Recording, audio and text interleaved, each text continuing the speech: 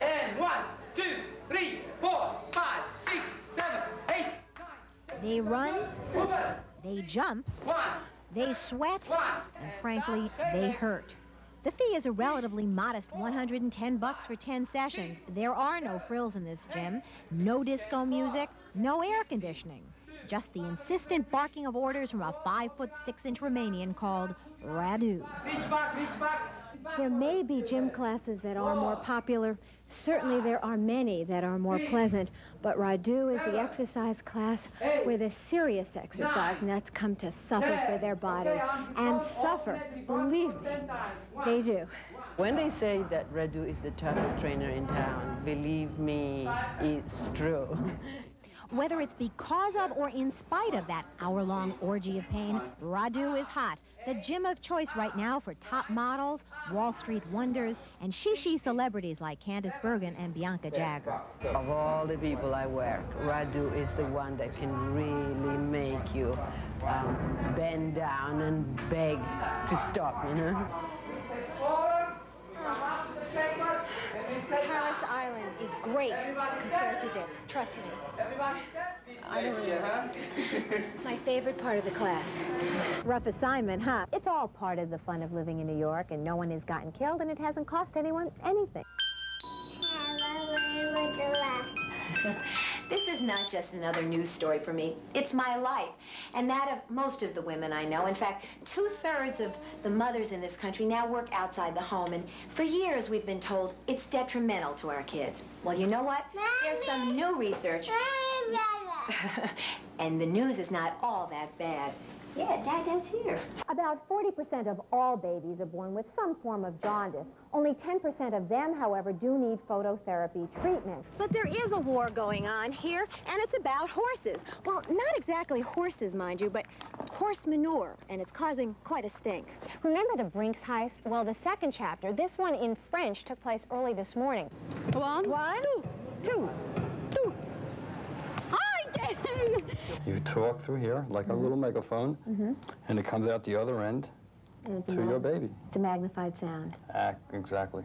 Stop kicking, it hurts. Penny Marshall's whole family is pure show business. She used to be married to Rob Reiner. Her brother is Gary Marshall, the producer-director of such television hits as Happy Days and Laverne and Shirley. Her sister's a casting director, and Penny claims it all stems from their mother, Mrs. Mosharella, up in the Bronx. My mother taught dancing school in the basement of our building in the Bronx. She was a dancing school teacher, and she was quite a lady. We did precision tap dancing, and she wanted desperately for us to be dancers. My brother, my sister, and myself. And what she gave us was a sense of humor. So I went happily back to jokes, and it's been a very nice career for 23 years, and I'm bored stiff with it. Well, what would you like to do? I would like to sit in my garden for 30 years and read books and take regular exercise and eat a lot of fruit. Have a kumquat, John. I know what I do is an easy job. It looks easy, but it's harder than it looks. It really is. I have to concentrate the whole 30 minutes. What is the hardest part for you? The hardest part, I would say, is making sure I can understand the letter they say, because a lot of the letters sound alike. Johnny was not wonderful in the beginning, if you remember that, and you don't tell me. Oh, no. Just Moses and I remember these things. He's rugged, he's tanned, he's handsome, he's his own best model, and he could pass for a cowboy from the great American West. Only he's a nice Jewish boy from Oshalou Parkway in the Bronx. Ralph Lauren is a legend who has made his fortune recreating an American fantasy tradition of the wild and woolly West and the wealthy Eastern wasp. And we're buying it up as never before. Bloomingdale's alone sells $50 million of his stuff a year. I wonder if my old girlfriends remember. Do you think that that's what really motivates most people? Yeah, I think in a way it Yeah, I think you want your old neighborhood to know what you're doing. It's impossible for them not to, with his clothing for men, women, and children, his home furnishings, his fragrance, luggage, and everything else. Ralph Lauren is the single most successful designer in American history. You might say that Ralph Lauren's genius is that he has done for adults what Walt Disney has done for kids.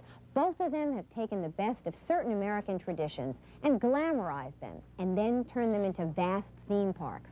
Theme parks we all can't seem to get enough of. romance. And he claims it all goes back to his childhood days in Bronx movie houses. I love Cary Grant and Fred Astaire, and you know, I used to watch those movies and say, wow, you know, I'd love to have something like that. You know, I'd go to a cowboy movie, and I'd go out as a kid, and I'd say, where do I get the cowboy hat? I want to look like Roy Rogers. You know, all the kids did, you know.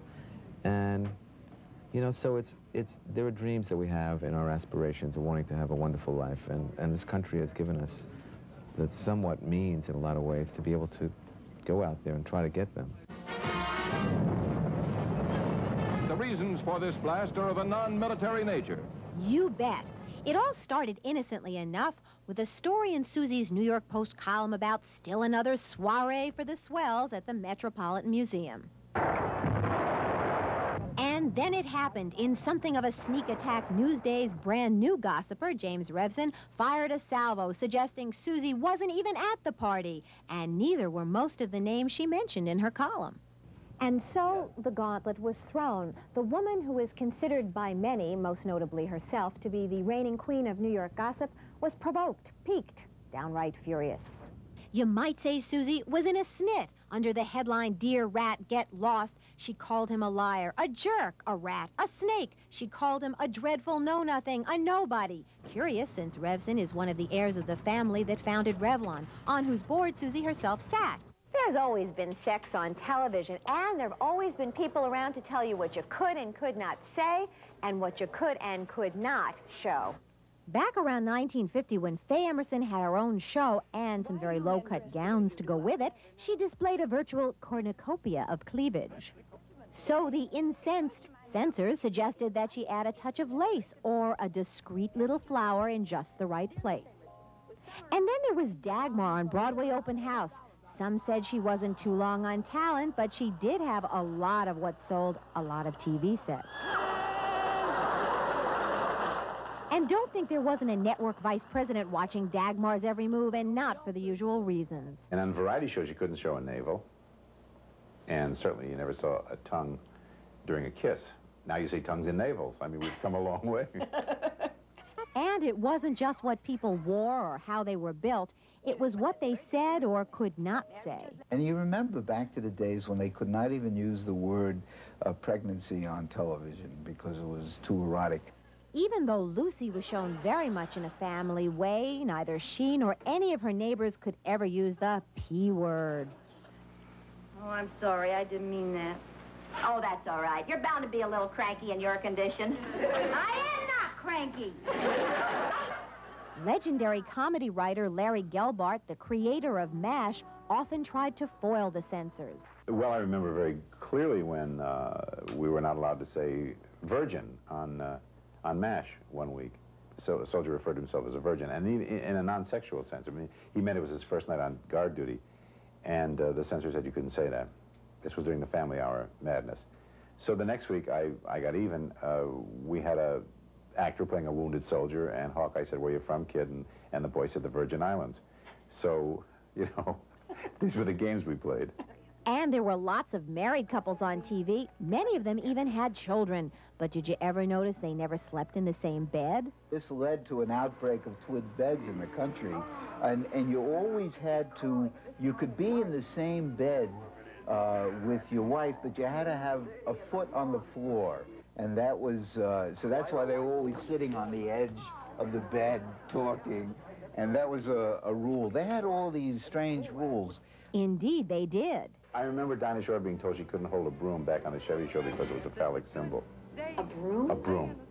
Now, who's shaped like a broom is anybody's, you know, guess. But that's, I guess that's the silliest I ever heard.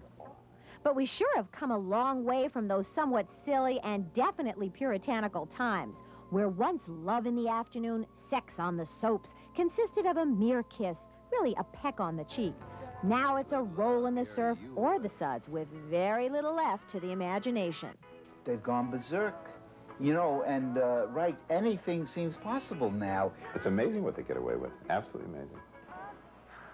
Amazing indeed. How did the soaps get this dirty? And how and why are they getting away with it? Something we'll take a look at tomorrow. These are my two dogs, Panda and Tortellini. I love them very much. In fact, I can't ever imagine being without them. But thanks to a new breakthrough, I may never have to be. No, that doesn't mean they'll live forever. It just means that if you want, they can be around forever, on the mantle or an end table or wherever you want to put them. And that's because they'll be freeze-dried. Yes, you heard right. I said freeze-dried, just like your morning coffee. Freeze-dry allows us to do the animal entirely intact. So the way he was born and he grew, what God gave him is still there. All we're doing is preserving that body. Up until a few years ago, Brooklyn's Whitetail Studios performed ordinary taxidermy, mostly stuffing wild game and fish, but then came the freeze-dry process, actually around for some time, but first used to preserve animals at the Smithsonian Institute back in the 60s. The equipment is now commercially available, and now Whitetail Studios can not only freeze-dry pheasant, they can freeze-dry Fido or Fluffy as well. We do charge by the pound. A 20-pound dog would run approximately $1,200, $1,250. On the birds, we have a flat price because we've got them in categories, so a parakeet might run $60. Why so much? Well, it's a long and expensive process. After preparing the animal in 3 separate chemical solutions, the pet is shampooed and dried, then deep frozen for some time. Then it is posed and propped up. And finally, it is put in a special $25,000 machine, which slowly freeze-dries the animal. A small dog takes about 4 months. If the customer likes, we can always put a small epitaph or the name on a brass plate and put it on a panel if they like, or a more natural look off the panel sometimes fools a lot of people. The first party we had after we got him back, we just set him back in his normal position, and people would walk up, pet him, joke with him, and then they found out he was dead. The only thing that's changed is that she don't talk back when I think that she needs a little outfit for a special occasion. I make her one, and I still put water down for her just in case she wants it, and we put her to bed every night and cover her up. Archie was our whole life. Everything we did was for Archie. Dolores and Ken Kuzumono's 2 grown children have long since left home. Permanently preserving Archie helped lessen their grief. It lit a spark in my life. I knew that I wasn't going to lose Archie forever. Even though he wasn't going to be living, we were still going to have Archie. He was going to be with us. We could still stroke him. We could still tell him how much we love him and still kiss his nose. Freeze-drying may seem excessive, even eccentric to some, but it is one way of dealing with loss. And tomorrow we'll meet some bereavement counselors and other specialists who help pet owners overcome their very special kind of grief. Judy Licht, Fox News, Channel 5.